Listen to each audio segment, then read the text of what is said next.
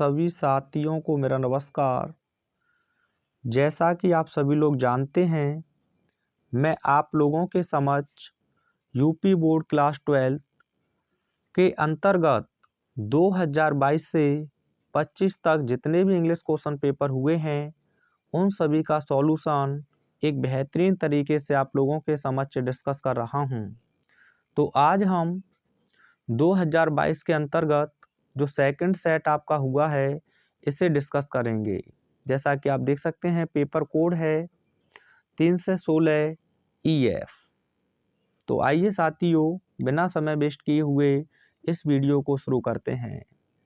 Section A आपका reading पर है और यह सभी पैसेज मैंने आप लोगों को एक ही मैराथन में कंप्लीट करा दिए हैं। आई होप आपने यह वीडियो देख लिया होगा।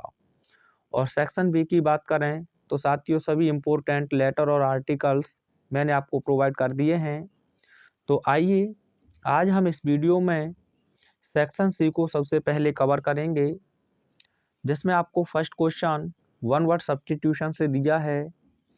अनड्यू फेवर यानी कि अनुचित पक्षपात करने वाला, टू प्लेस वंस रिलेटिव्स यानी कि अपने किसी संबंधी का इन ल्यूक्रेटिव पोस्ट्स यानी कि लाभप्रद पद के लिए एज कॉल्ड, उसे हम क्या कहते हैं। यानी कि ऐसा कोई व्यक्ति जो अपने किसी संबंधी के लिए लाभप्रद पद के लिए अनुचित पक्षपात करने वाले को आप क्या कहते हैं। इसमें फर्स्ट ऑप्शन है आपका कास्टिज्म। तो साथियों, ये तो जातिवाद होता है। इंडिविजुअलिज्म, इंडिविजुअल से बना है आपका इंडिविजुअलिज्म, तो इसका मतलब होता है एक व्यक्तिगत रूप से।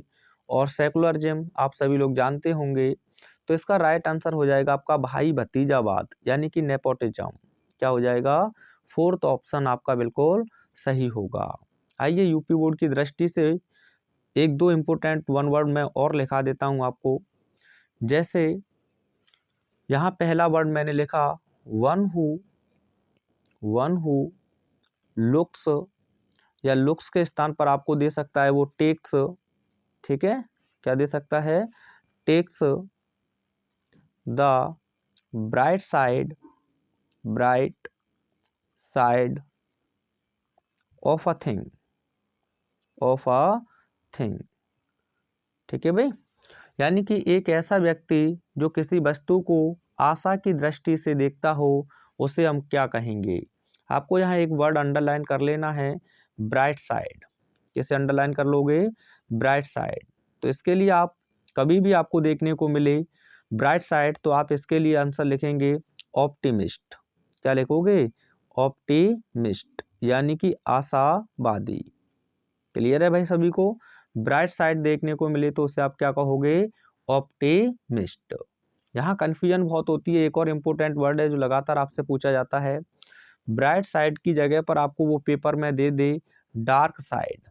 क्या दे दे साथियों? कलर चेंज कर लेते हैं थोड़ा सा। अगर आपको वो दे दे ब्राइट के स्थान पर डार्क, तो जो आपका आंसर है वो हो जाएगा पेसिमिस्ट। क्या हो जाएगा? पेसिमिस्ट। दोनों चीजें आई होप आपको क्लियर हुई होंगी। पेसिमिस्ट। ठीक है भाई। अगर ब्राइट साइड आए तो ऑप्टिमिस्ट और डार्क साइड आए तो फिर लिखेंगे आप पेसिमिस्ट। अगर इसका एडजेक्टिव फॉर्म लिखना है तो आप लगा देंगे IC यानी ऑप्टिमिस्टिक। तो आप मुझे बताओगे पेसिमिस्टिक का फिर एंटोनियम्स क्या हो जाएगा?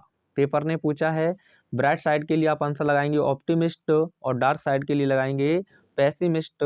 लेकिन मैंने आपसे पूछा ऑप्टिमिस्टिक का एंटोनियम्स क्या होगा, ये आपसे पूछा गया है। कमेंट करके बताइएगा जरा। अगला क्वेश्चन आपका फ्रेज से है, जिसमें आपको दिया है the phrase on the wane means. तो ऑन द वैन का मतलब होता है किसी चीज का कम होना। तो इसमें फर्स्ट ऑप्शन है इंक्रीजिंग, इसका मतलब तो बढ़ना होता है। डेवलपिंग, इसका मतलब होता है विकसित होना। तो आपका राइट आंसर क्या हो जाएगा? डिक्रीजिंग। क्या हो जाएगा? डिक्रीजिंग। तो आप थर्ड ऑप्शन के साथ चले जाओगे। किसके साथ चले जाओगे? थर्ड ऑप्शन के साथ। एक और इम्पोर्टेंट फ्रेज है जहां आप लोगों के लिए मैं लिख देता हूं, at a stretch. At a stretch, इसका मतलब होता है लगातार। क्या होता है? लगातार या बिना रुके हुए। तो आप या तो लिख सकते हैं विदाउट स्टॉपिंग, क्या लिख सकते हैं, विदाउट स्टॉपिंग, आपको ऑप्शन में दिया जाएगा। लिखते रहें बाकी की चीज़ों को, पेपर आउट नहीं जाएगा आपका हिस्सा, ठीक है। एट अ स्ट्रेच का मीन्स क्या हो जाएगा, विदाउट स्टॉपिंग, या फिर आप लिख सकते हैं कॉन्टिन्यूअसली, क्या लिख सकते हैं साथियों, कॉन्टिन्यूअसली, ठीक है भाई, कॉन्टिन्यूअसली। आई होप आपको चीज़ें क्लियर हो रही होंगी। तो एट अ स्ट्रेच का मीन्स या तो विदाउट स्टॉपिंग या कॉन्टिन्यूअसली, जो ऑप्शन में होगा उसके साथ चले जाएंगे। यहाँ दे देता है आप लोगों को आगे synonyms. The synonym of despises, despise का जो हिंदी मीन्स होता है साथियों ये होता है घृणा। तो इसका आपको क्या बताना है, सिनोनियम्स यानी कि पर्यायवाची। तो ऑप्शन में आपका लव है, तो ये तो एंटोनियम्स हो जाएगा। तो सही आंसर हो जाता है आपका क्या, हेट, क्या हो जाएगा, हेट। और भी इंपॉर्टेंट वर्ड लिख लें, आपको काम आएगा, ठीक है। यहाँ मैं थोड़ा सा जूम कर देता हूँ आपको, जैसे लिखिएगा एबहॉर, क्या लिख लोगे, एबहॉर, अच्छा वर्ड है ये, इसी का सिनोनियम्स होता है डिस्पाइज का, ठीक है। अब इनके सभी के अगर एंटोनियम्स की बात करें तो आपका लव हो जाता है, क्लियर है भाई। और भी एक दो वर्ड लिखना चाहें तो आप लिख सकते हैं। एक वर्ड है आपके पास में डिलीजेंट, इसके बहुत पूछे जाते हैं आपसे। इसका हिंदी मीन्स होता है परिश्रमी, क्या होता है, परिश्रमी, ठीक है। जैसे आप इसके लिए लिखेंगे हार्ड वर्किंग, हार्ड वर्किंग, पहला वन वर्ड, हाँ पहला वर्ड हार्ड वर्किंग। सेकंड आप लिख सकते हैं लेबोरियस, लेबोरियस, इसका मतलब भी आपका कठिन परिश्रम ही होता है। या फिर आपको ऑप्शन में मिल सकता है इंडस्ट्रियस, ये सभी इसके सिनोनियम्स हो जाएंगे। रिवाइज करेंगे मेरे साथ, डिलीजेंट, हार्ड वर्किंग, लेबोरियस या फिर इंडस्ट्रियस, सभी इंपॉर्टेंट वर्ड हैं आप लोगों के लिए, तैयार अवश्य करके जाएं, ठीक है। आगे देखिएगा, Rohit has gone before his father, यानी कि रोहित अपने पिता से पहले जा चुका है। Which word in the above sentence is an error, यानी ऊपर जो वाक्य आपको दिया है इसमें कौन से शब्द में गलती है, क्या गॉन में गलती है, बिफोर में गलती है, हिज में गलती है या कम में गलती है। तो साथियों आप लोगों ने पढ़ा है बिफोर, ठीक है भाई, ये प्रपोजिशन भी होता है, कंजंक्शन भी होता है, लेकिन जब ये एडवर्ब ऑफ टाइम कंजंक्शन की तरह कार्य करे, एडवर्ब ऑफ टाइम, तो पहले सेंटेंस को आप परफेक्ट में रखेंगे, किस में रखोगे, परफेक्ट में। और परफेक्ट आप जानते हैं प्रेजेंट में होगा तो हैज या हैव के साथ या फिर हैड के साथ थर्ड फॉर्म होगा, ठीक है भाई। और बाद में आपको चाहिए स्पेसिफिक टाइम, तो आप लिखेंगे पास्ट इंडेफिनिट में, यानी कि सेकंड फॉर्म ऑफ वर्ब। तो आपको अब क्लियर हुआ होगा कि पहला तो सेंटेंस बिल्कुल सही है बिफोर से, क्योंकि उसने परफेक्ट में दिया है, लेकिन बाद में उसने क्या लिख दिया है, कम। और कम का या तो कम्स होता तो आपका चलता है ना, समझ रहे हो, लेकिन पास्ट इंडेफिनिट में बनता फिर भी। तो आपका यहाँ सेकंड जो फोर्थ ऑप्शन है वो सही होगा, कम, क्योंकि उसने पूछा गलत है, और जो गलत है वही सही है क्योंकि उसने पूछा ही गलत है। तो यहाँ आपका फोर्थ ऑप्शन सही हो जाएगा।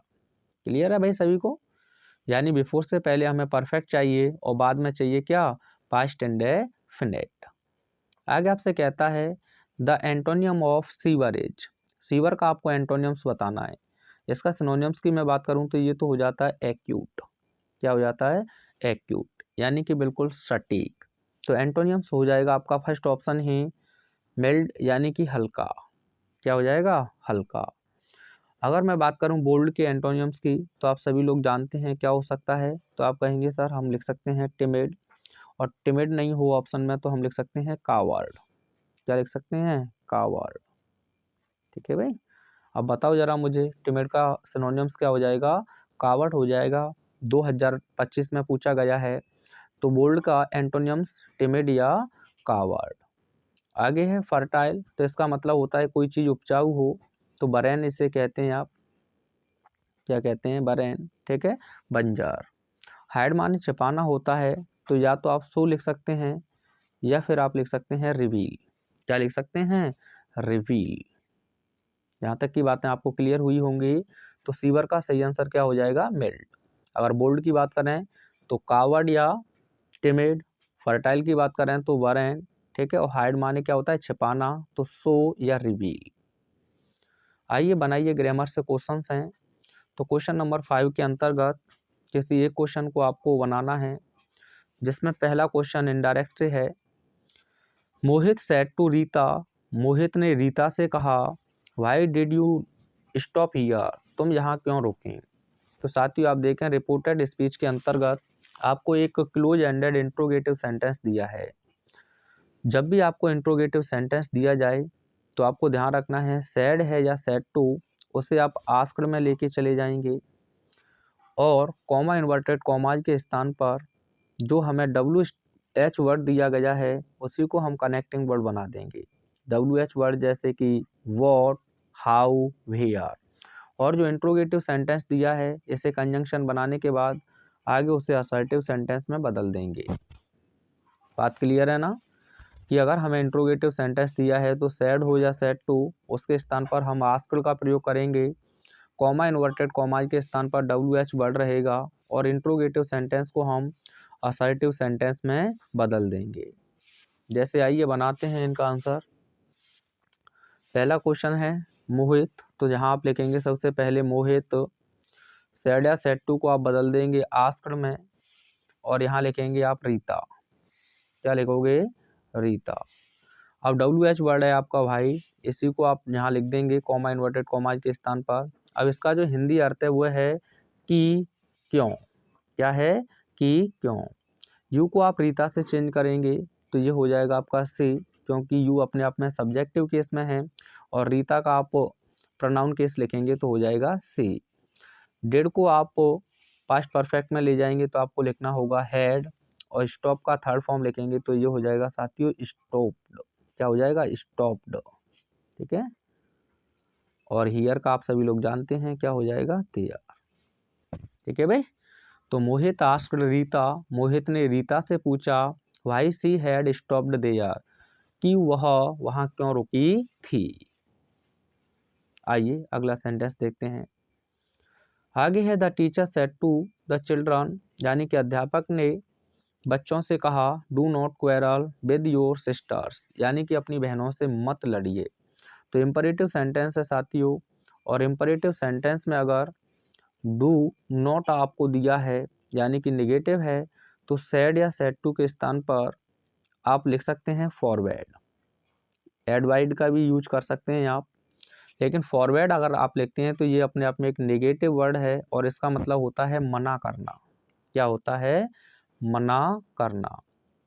तो आपको करना क्या है, जब आप इनडायरेक्ट बनाएं तो सैड या सैड टू को तो बदल देंगे फॉरवर्ड में, और कॉमा इन्वर्टेड कॉमाज के स्थान पर कोई भी कनेक्टिंग वर्ड नहीं लगाना है। आपको डू नॉट तो हटा देना है फॉरवर्ड का प्रयोग करते समय, और 2+V1 से आगे हम जोड़ देंगे। किससे जोड़ देंगे, 2+V1 से। बात यहाँ तक क्लियर है। अगर एडवाइड आप लगाते हैं, क्या लगाते हैं, एडवाइड, तो आपको ध्यान रखना है पहले नोट लिखना होगा लिसनर के बाद, फिर 2+V1 से हम जोड़ देंगे। फॉरवर्ड का सिनोनिम्स क्या होगा, आप में से कोई बताएगा, बोर्ड ने पूछा हुआ है। तो सबसे पहले आप लिखेंगे the teacher, the teacher. Do not आ जाए तो आप यहाँ लिख देंगे फॉरवर्ड। ठीक है भाई, और आगे लिख देंगे द चिल्ड्रन। अब देखो ये नेगेटिव है फॉरवर्ड, तो डू नॉट दोनों हट जाएंगे, केवल आप लिखेंगे टू, और क्वेरल विद योर को आप चिल्ड्रन से चेंज करेंगे तो पजेसिव एडजेक्टिव हो जाएगा देयर सिस्टर्स। ये बन गया आपका आंसर। ठीक है भाई, यानी कि अध्यापक ने बच्चों से अपनी बहनों के साथ लड़ने से मना किया। ये हो जाएगा आपका राइट आंसर। ठीक है, जैसे मैंने एक और सेंटेंस आपके लिए लिखा, कमेंट में बताओगे जरा मुझे इसका answer. He said to me, he said to me, comma inverted comma through, do not waste your time, waste your time. बताओ क्या होगा इसका आंसर, कमेंट में फटाफट से मुझे। देखिए आगे, combine any of the following as directed, यानी कि किसी एक को आपको निर्देश के अनुसार बदलना है। तो इसमें दिया है आपको द थीफ वॉज पनिश्ड, चोर को दंडित किया गया। द थीफ वॉज फाइंड, चोर को जुर्मानित भी किया गया। कंपाउंड सेंटेंस का आपको प्रयोग करना है, तो इसमें कुमुलेटिव कंजंक्शंस का प्रयोग कर सकते हैं, जिसमें एज वेल एज या फिर नॉट ओनली बट आल्सो ज़्यादा बेहतर है। तो आप क्या कहोगे, चोर को दंडित करने के साथ साथ जुर्मानित भी किया गया। के साथ साथ के लिए आपने एज वेल एज को पढ़ा हुआ है।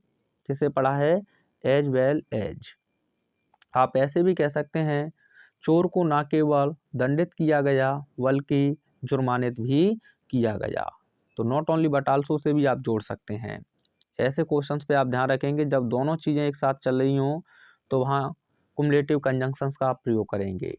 तो सबसे पहले आप लिखेंगे thief the thief was punished, the thief was punished. अब साथियों, यहाँ सब्जेक्ट और वर्ब दोनों की सेम है, तो केवल जो आपका वर्ब है वही अलग अलग है। तो आप यहाँ लिख देंगे एज वेल एज, और आप लिख देंगे फाइंड। ये बन गया आपका क्या, compound sentence. The thief was punished as well as fined. जैसे और तरीके से इसे बना सकते हैं, द थीफ वॉज, अब जो अलग चीज़ है उसे not only but also say जोड़ दो, तो not only punished but also find.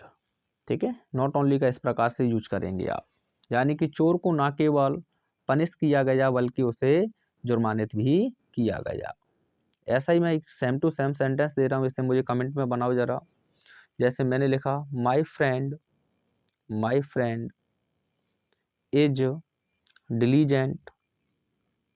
Diligent, मेरा मित्र परिश्रमी है। पहले इसका सिनोनिम्स मुझे बताओ। लेबोरियस मैंने बता दिया, एक और लिखो चलो डिलीजेंट का। और मैंने लिखा ही इज इंटेलिजेंट, क्या हुआ इसका आंसर बताओ कमेंट में। मेरा मित्र परिश्रमी है और वह होशियार है, तो आप क्या कहोगे, मेरा मित्र परिश्रमी के साथ साथ होशियार भी है, या मेरा मित्र ना केवल परिश्रमी है बल्कि होशियार भी है। बताओ कमेंट में जरा इसका आंसर। आगे, when does the train arrive, यानी कि ट्रेन कब आती है। I do not know the time, मैं समय को नहीं जानता हूँ। कॉम्प्लेक्स सेंटेंस बनाना है साथियों इसका, एक मिनट रुकिएगा। कॉम्प्लेक्स सेंटेंस आपको बनाना है इसका, तो बनाइए। तो आप क्या कहोगे, जब भी कोई सेंटेंस WH वर्ड से स्टार्ट हो उसे छोड़कर दूसरे वाक्य को लिख दें। यानी कि मैं नहीं जानता हूँ या मैं उस समय को नहीं जानता हूँ, दोनों में से किसी का प्रयोग कर सकते हैं, ज़्यादा बेहतर रहेगा आई डू नॉट नो, मैं नहीं जानता हूँ। ठीक है भाई। अब जो WH वर्ड है उसी को आप जोड़ देंगे कनेक्टिंग वर्ड के रूप में, तो वैन, और आने वाले सेंटेंस को असर्टिव बनाएं तो हो जाएगा द ट्रेन। और साथियों मैं बात करूं तो डज को आप हटाएंगे तो अराइव का क्या हो जाएगा, आप कहोगे अराइव्स। ये हो गया आंसर। मैं नहीं जानता हूं या मुझे नहीं पता है कि ट्रेन कब आती है। टू हटता तो आपकी फर्स्ट फॉर्म ही रहती, और डिड हटता तो आप सेकंड फॉर्म में बदल देते। यहाँ अराइव का नाउन फॉर्म आपको याद रखना है, तो ये होता है आपका अराइवल। क्या होता है, अराइवल। पेपर पूछ लेता है। और साथियों इसका एंटोनियम्स अगर आपसे पूछ लिया जाए अपोजिट वर्ड, तो हो जाएगा डिपार्चर। क्या हो जाएगा, डिपार्चर। देखो मेरी तरफ से कोई कमी नहीं रहेगी, वो आपके ऊपर है, आपका रिवीजन क्या है, आप हमें सपोर्ट करते हैं कि नहीं करते हैं, वो आप पर है। ठीक है, हमारी तरफ से कोई कमी नहीं रहेगी। तो देखिए साथियों, अगला सेंटेंस मैं आपको दे रहा हूँ, बनाओगे जरा इसका। वेयर आर यू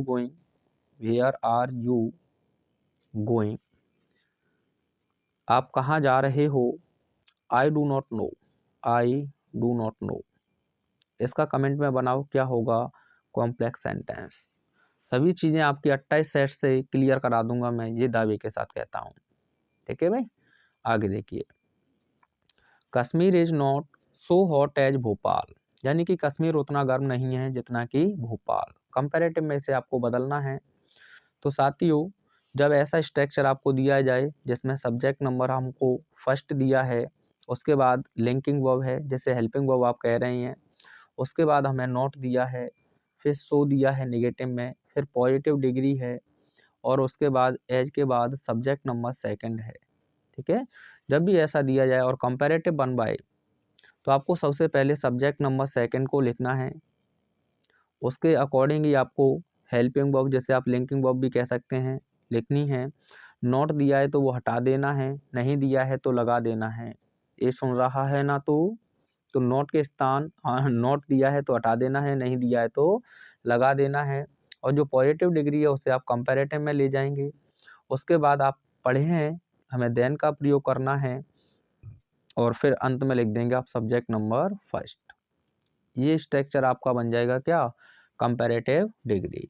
लेकिन यहाँ ध्यान रखेंगे, मैंने देन की बात कही आपसे, सीनियर, जूनियर, इन्फीरियर, ठीक है, सुपेरियर, जो IOR पर लैटिन एडजेक्टिव समाप्त होते हों उनके साथ आपको देन का प्रयोग नहीं करना है, बल्कि इसके स्थान पर आप टू का प्रयोग करेंगे। किसका प्रयोग करेंगे, टू का। ऐसे ही दो वर्ड और हैं आपके पास, प्रेफर और प्रेफरेबल।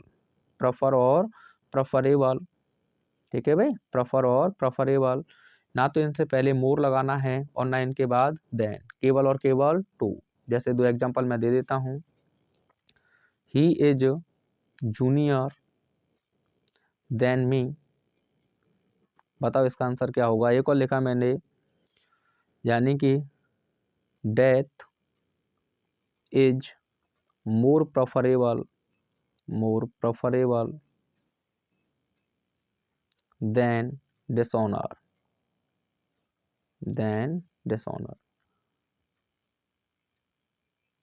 बताओ कहाँ एरर है। तो आप कहेंगे सर IOR दिया है, सीनियर, जूनियर, तो हम इनके साथ देन नहीं बल्कि टू का प्रयोग करेंगे। और यहाँ प्रेफरेबल हमें दिया है तो इससे पहले मोर नहीं लगाएंगे और बाद में देन नहीं लगाओगे तो क्या लगाओगे, टू। तो he is junior to me और death is preferable than dishonour. Clear. तो ऐसे यहाँ बनाओगे तो आपका सब्जेक्ट सेकंड है भोपाल। तो सबसे पहले आप लिखेंगे भोपाल, फिर लिख देंगे आप इज, कंपैरेटिव बनाएंगे तो हॉटर हो जाएगा। ठीक है भाई, 3 लेटर्स का कोई वर्ड है और उसमें अंतिम लेटर से पहले कोई भी वोवल है तो अंतिम को डबल कर देते हैं, इसीलिए डबल टी कर दिया हमने। ठीक है, जैसे फैट से फैटर, ध्यान रखोगे। उसके बाद कंपैरेटिव कंजंक्शन आप लगाओगे देन, और यहाँ लिख देंगे आप कश्मीर, यानी कि भोपाल कश्मीर से गर्म नहीं है। तो फिर कैसे हैं, समान। क्लियर। एक सेंटेंस मैं दे रहा हूँ, इसी के आधार पर आप मुझे आंसर देंगे। यानी कि he is not so tall as you. बनाओ इसका आंसर क्या होगा, he is not so tall as you. आगे देखिए, वॉट मेड यू हैप्पी। आपको कौन सी बात खुश करती है या प्रसन्न करती है। देखो आप पैसे बस नहीं पढ़े हैं तो ऐसा क्वेश्चन आपको परेशान कर सकता है। तो साथियों, वॉट को आपने एज अ ऑब्जेक्ट के रूप में तो पढ़ा है। जैसे मैंने लिखा व्हाट डू यू वांट, तुम क्या चाहते हो। व्हाट डू यू वांट, आप क्या चाहते हैं। तो इसका पैसिव अगर आप बनाएंगे तो व्हाट ही ऑब्जेक्ट है, तो सबसे पहले इसी को आप लिखेंगे, क्योंकि पैसिव में ऑब्जेक्ट को ही सब्जेक्ट बनाते हैं। तो ये लिख दिया आपने, तुम क्या चाहते हो। तो मैंने कहा मैं एक किताब चाहता हूँ। किताब क्या एक ऑब्जेक्ट ही तो है, तो वो किसके स्थान पर लिखोगे आप, व्हाट के। तो व्हाट एक ऑब्जेक्ट की तरह कार्य करता है और इसका हिंदी मीन्स होता है क्या। ऑब्जेक्ट में इसका हिंदी मीन्स क्या होता है, क्या। अब ये सिंगुलर है, प्रेजेंट इंडेफिनिट सेंटेंस है, ये जानते हैं आप, तो एज लिख देंगे। थर्ड फॉर्म आप लिखोगे तो वांटेड हो जाएगा। क्या हो जाएगा, वांटेड। आगे आप लिख देंगे वाई यू। पहली बात मैं क्या समझाने की कोशिश किया कि जो वॉट है वो ऑब्जेक्ट की तरह कार्य करता है और यही हमने पढ़ा है और इसी को हम जानते हैं, मैं एक सेंटेंस दे रहा हूँ, इसी पे आप मुझे बनाकर बताओ पहले तो। What do you do here, तुम यहाँ क्या करते हो। तो आप कहेंगे मैं यहाँ पढ़ता हूँ। तो व्हाट अपने आप में किसका कार्य कर रहा है, ऑब्जेक्ट का। तो what is done here bye you, ऐसे बनाओगे ना। अब लेकिन यहाँ आपको फंसा क्या दिया है कि व्हाट जो है ये सब्जेक्ट की तरह कार्य कर रहा है, और जो सब्जेक्ट की तरह कार्य करेगा व्हाट, तो इसका हिंदी मीन्स निकलेगा कौन सी बात या कौन सी वस्तु। कौन सी बात या कौन सी वस्तु, आपको किस बात ने खुश किया, ये इसका मतलब है। अब जब आपको सब्जेक्ट दिया गया है तो शुरुआत में ही आप वर्ब के अकॉर्डिंग प्रीपोजिशन लिखेंगे, ठीक है। जैसे जनरली बाई लिखा जाता है तो शुरू में आप बाई लिखेंगे, उसके बाद आप वॉट को ही लिख देंगे। टेंस के अकॉर्डिंग आपको हेल्पिंग वर्ब का यूज करना है। बात समझ में आ पा रही है ना। उसके बाद में आपको करना क्या है, हेल्पिंग वर्ब किसके अकॉर्डिंग आएगी, आपके सब्जेक्ट के अकॉर्डिंग, जिससे आप ऑब्जेक्ट को सब्जेक्ट बनाएंगे। और उसके बाद में आपको थर्ड फॉर्म लिखना है, बाकी की चीज़ें जैसे दी हैं वो आप लिख देंगे, बन जाएगा पैसिव वॉइस। तो सबसे पहले प्रपोजिशन लिखना है। अगर यहाँ प्लीज्ड होता तो आप विद का प्रयोग करते, क्योंकि प्लीज्ड के साथ, सेटिस्फाइड के साथ हम विद का प्रयोग करते हैं। उसके बाद वर्ब को लिखा रहने देना है। सब्जेक्ट के और टेंस के अकॉर्डिंग आपको हेल्पिंग वर्ब का चुनाव करना है। उसके बाद जो वर्ब दी है उसे थर्ड फॉर्म में बदल देंगे, जो भी दिया है एज इट एज आप लिख देंगे, बन के तैयार हो जाएगा आपका क्या, पैसिव वॉइस। तो आइए बनाते हैं। सबसे पहले आप लिखेंगे वाई वॉट। टेंस को आप देखें तो पास्ट इंडेफिनिट है, और यू आपको दिया है, जैसे सब्जेक्ट बनाएंगे तो वर का प्रयोग आपको करना होगा, और आगे आप लिख देंगे यू। और थर्ड फॉर्म आप लिखेंगे तो मेक फर्स्ट फॉर्म होता है, सेकंड और थर्ड मेड ही होता है, और आगे लिख देंगे आप हैप्पी। बात समझ में आई कि नहीं ये बताओ पहले। Why what were you made happy. Clear है सभी को।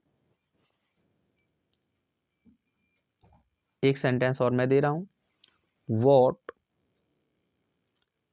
Pleased you. आपको किस बात ने प्रसन्न किया। तो साथियों ये भी इसी प्रकार का है। तो सबसे पहले प्लीड के अकॉर्डिंग हम विद लगाते हैं, तो आपको लिखना होगा शुरुआत में विद वॉट, विद वॉट। आगे ऐसे ही बना देंगे आप, वर फर्स्ट इंडेफिनिट है, यू, और आगे आप लिख देंगे थर्ड फॉर्म प्लीड। ठीक है भाई। एक चीज आपने पढ़ी है, इस बार उसने मेक्स दे दिया है आपको, वॉट मेक्स यू हैप्पी। इसका बनाओ जरा, कैसे बनेगा, वॉट मेक्स यू हैप्पी, बना लोगे, what are you made happy. Correct करना है किसी एक को। तो साथियों, he could not secure passing marks. तो कभी भी पासिंग मार्क्स नहीं होता, ये तो कॉम्पिटेटिव एग्जाम्स में भी खूब पूछा जाता है। तो ये होता है आपका पास मार्क्स। क्या होता है साथियों, पास मार्क्स। तो आपका आंसर क्या होगा, ही could not secure pass marks. इस आंसर के साथ आप चले जाओगे। आगे देखिए क्या दिया है, इफ ही विल कम, यदि वह आएगा, आई शैल टीच हिम, तो मैं उसे पढ़ाऊंगा। तो हिंदी में लगेगा कि दोनों सेंटेंसेस में हिंदी में गा गी के आ जाए तो कोई भी एरर नहीं है, लेकिन कंडीशन आपको इफ के साथ दे, है ना, अनलेस के साथ दे। लेकिन अनलेस अपने आप में एक नेगेटिव है, ये ध्यान रखेंगे, एडवर्ब ऑफ टाइम। तो इनके साथ बस एक बात ध्यान रखें, या तो ये प्रेजेंट इंडेफिनिट में लिखे जाएंगे, या फिर पास्ट इंडेफिनिट में लिखे जाएंगे, या फिर ये परफेक्ट में लिखा जाएगा पास्ट के। लेकिन कभी भी आप विल या शैल का प्रयोग इन क्लॉज के साथ नहीं करेंगे। तो आपको ध्यान रखना है कि इस क्लॉज में शैल या विल का प्रयोग हम नहीं कर सकते। किसका प्रयोग नहीं कर सकते, शैल या विल का। तो प्रेजेंट इंडेफिनिट में लिखेंगे, अगर अफर्मेटिव सेंटेंस है तो बी वन प्लूरल सब्जेक्ट के साथ, और सिंगुलर सब्जेक्ट है तो एस या ई एस वाली फॉर्म। ठीक है भाई, इसका प्रयोग हमें करना होता है। और इफ के साथ आप नेगेटिव है तो प्लूरल के साथ डू नॉट, और सिंगुलर के साथ डज नॉट का भी प्रयोग कर सकते हैं। किसका प्रयोग कर सकते हैं, डज नॉट का। लेकिन अनलेस के साथ आपको डू नॉट या डज नॉट दिया है तो ये भी गलत है, केवल इसके साथ B1 या B5 ही आप लिख सकते हैं। तो बताओ अब आपके तरफ से क्या आंसर होगा। तो आप कहेंगे सर वेरी इजी, हम लिख देंगे इफ ही, और यहाँ से बिल हट जाएगा तो आप लिख देंगे कम्स, और यहाँ लगाएंगे कॉमा, और लिख देंगे आई सेल टीच हिम। लगातार पूछा गया है आपका क्वेश्चन। अब जो मत सोच लेना कि यदि वह यहाँ आता है, इसका मतलब यदि वह यहाँ आएगा तो मैं उसे पढ़ाऊंगा। एक सेंटेंस मैं आपको दे रहा हूँ, कमेंट में आंसर दोगे, if you will help me, comma, यहाँ कॉमा ही रहेगा, वो देन फैन दे तो आप हटा देना, ठीक है। आई शैल थैंक यू, इसमें क्या गलती है कमेंट करके बताएंगे, आई शैल थैंक यू। बताओ क्लियर हो रही है ना चीज़ें, बस ये बताओ। आगे आपको दिया है यहाँ होमोफोन्स, तो पेन का मतलब दर्द होता है, पेन का मतलब होता है खिड़की का शीशा। अडप्ट मान होता है अपनाना और अडेप्ट का मतलब होता है कुशल। मैंने होमोफोन्स भी आपको प्रोवाइड कर दी है, वहाँ से देख लेना आप, है ना। ये पैसे ट्रांसलेशन आपको मिल जाएगा इसी वीडियो के जस्ट नीचे, आप प्लेलिस्ट में जाओगे तो, ठीक है। और ये सेक्शन डी है, इसकी एक मैराथन में मैं आपको सभी क्वेश्चन आंसर कराऊंगा, बस देख सकते हैं ये पेपर है आपका, ठीक है भाई। तो आई होप आज का पेपर आपको बहुत अच्छे से क्लियर हुआ होगा। सेक्शन सी को ही मैं कवर कराऊंगा, बाकी की मैराथन में देखेंगे। तो मिलते हैं नेक्स्ट वीडियो में। Thanks for watching.